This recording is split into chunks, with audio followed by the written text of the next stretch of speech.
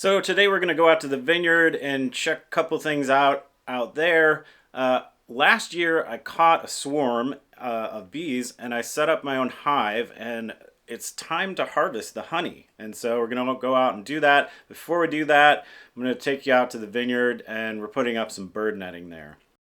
My first task before checking on the bees in my hive in my 1-acre vineyard is to get the ripening grapes covered with bird netting.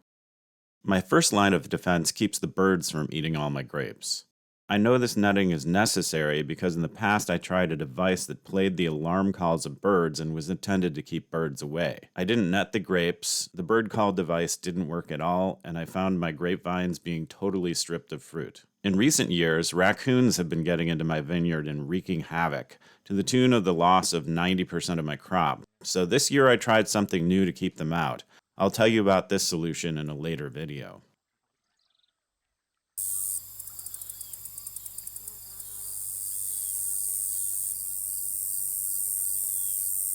Another basic part of my diet is sugar, and this hive that I got last year, I caught a swarm and I set up my own hive here, and I just harvested honey off of this, and it's just so great to have a local sugar that I know was produced from the nectar of flowers around here. I'm not a big honey eater, I haven't been historically, but now that I'm producing it here and I know how delicious it is and how different it is from the stuff you buy in the store, I'm definitely going to be incorporating into my diet and replacing the sugar that I buy that comes from across the world. So I'm really excited about this honey and the beehive. I've really enjoyed doing the beekeeping for this, and it's been fairly easy so far. I haven't had to deal with any of the big problems or pests, so I'm hoping that this hive stays healthy and that I continue to get a good harvest off of it. I got this honey frame spinner from someone else here at Dancing Rabbit, and I'm using it in exchange for a jar of honey, but it's been sitting up in an attic for years and needs some cleaning.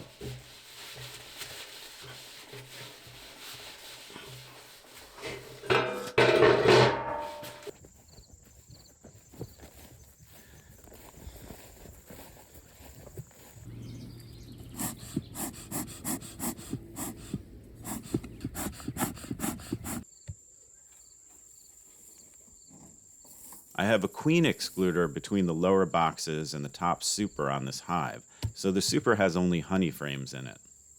The bees have been filling up the frames all season long, so they're full of a mix of wildflower honey.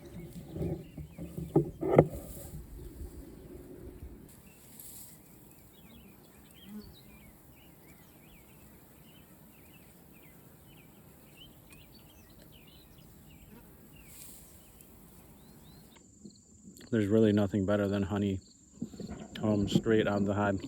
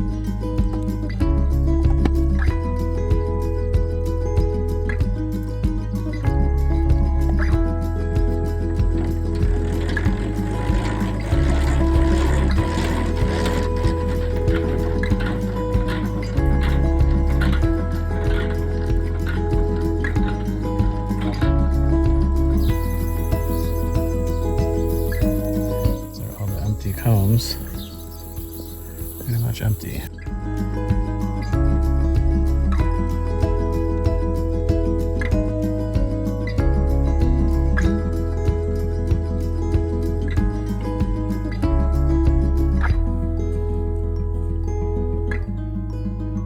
I ended up with about 4 gallons of honey. I'll put the comb wax in the solar oven to melt it. I ended up getting another pint or so of honey out of the wax, and of course have the bright yellow wax for other uses, one of which was to make this wood finish that I've used for various projects. I don't know why people ever use polyurethane on tables or other wood surfaces, because natural oils and conditioners are so much better and water resistant. I jarred up a bunch of the honey, some of which I sold in the village to make money to pay for beekeeping supplies. People are happy to have a delicious local source of sugars.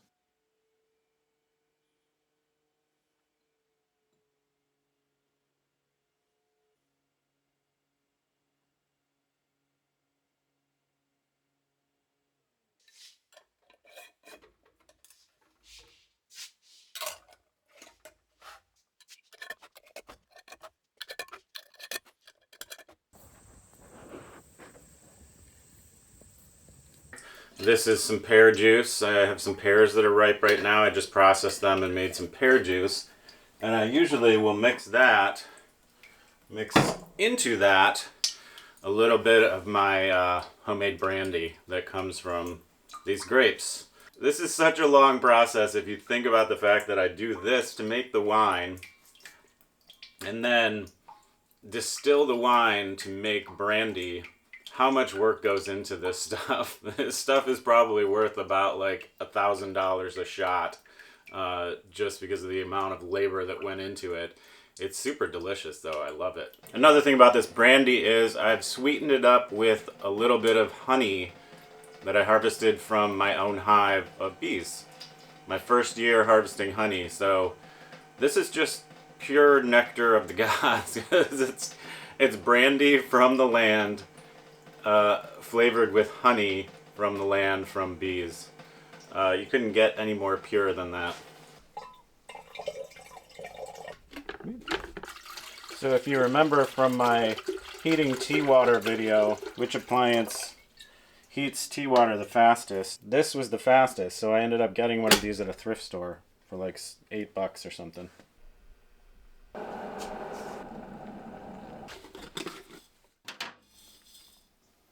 Usually just kind of guess, but pretty good at estimating.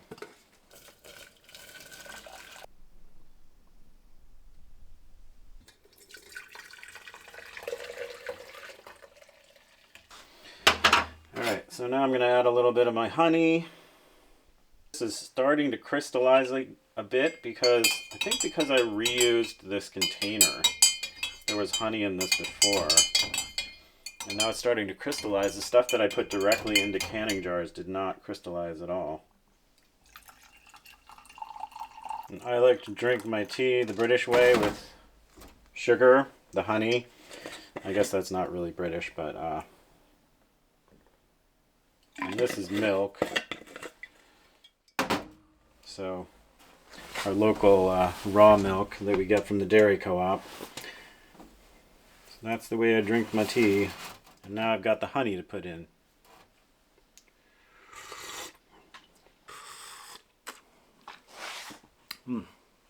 It's different than sugar, but it's still delicious.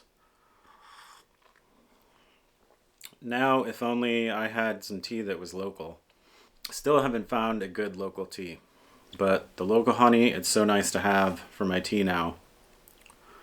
You know, I was pretty amazed at how easy it was to produce that honey. Minimal effort taking care of that beehive. I know that there can be a lot of issues with bees and might run into those in the future, but as far as it's been so far, it's not been too bad. And considering the massive harvest that I got out of it, it was amazing for the little time that I put in taking care of those bees. So I started this new segment at the end of my videos addressing viewer comments, and that gives you something to look forward to at the end of my videos. I get plenty of troll comments, but actually most of the comments that people make are either positive, encouraging comments that are either encouraging me and praising the way that I live, or they're telling me about how they live a sustainable life or things that they've implemented in their lives to make their lives more sustainable, which is always encouraging and inspiring to me, and also helpful to anybody else who watches my videos. Today, I just wanted to read some of the positive comments.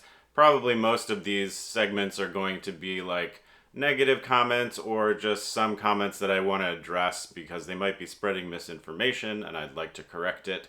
But these ones today, I'm just going to be reading some positive and encouraging comments because those are really the ones that spur me on to make new videos and make more videos, because it tells me that I'm actually reaching people, I'm inspiring them, and it also is just encouragement for me because people are saying, hey, keep doing what you're doing, it's great. Okay, so this one is from @SugarCreekOffGrid, who has their own channel. This video really is a day in the life. Loved it, and growing your own food is so empowering. Well done, new sub. And another one from @AnnKulitz. Every day I'm watching homesteading and off-grid videos and survival tips, then my spirit guide brings me here to your channel. I love your content, keep sharing, and inspired someone who wants to learn and live like this way. I am planning to do the same, what you are doing now, in future, when I go back to my country in Philippines, and start my new journey in a forest alone. That's my goal for now. Thanks for sharing your experience and knowledge here in YouTube. God bless you always. Thank you, Ann Kulitz. @JeffDroz5294 says, there is value in growing, processing, saving your own food that is hard to quantify. Well done. Thanks, Jeff. And then Vindorin @Vindorin says, thanks for sharing your knowledge and experience. I'm looking forward to checking out the rest of your videos. And then one comment I got recently was, marry me, please. So that's always encouraging. I'm not going to tell you who said that, but anyways, it's encouraging to me. Yeah, don't forget to subscribe to the channel, share, and give a like to the video. Also, don't forget to check me out on Instagram at Instagram/hardcoresustainable. I do a lot of shorter videos on there, and it's a great way to keep like a more regular and timely update on what I'm up to. If you're not a patron yet, maybe you'd like to support the channel and keep me producing these videos. And thanks to my existing patrons, I really appreciate you supporting my channel and making it possible for me to continue to produce these videos. Thanks again for watching, and leave a comment below if anything's on your mind. Love to hear the comments and respond to them. And I'll see you next time.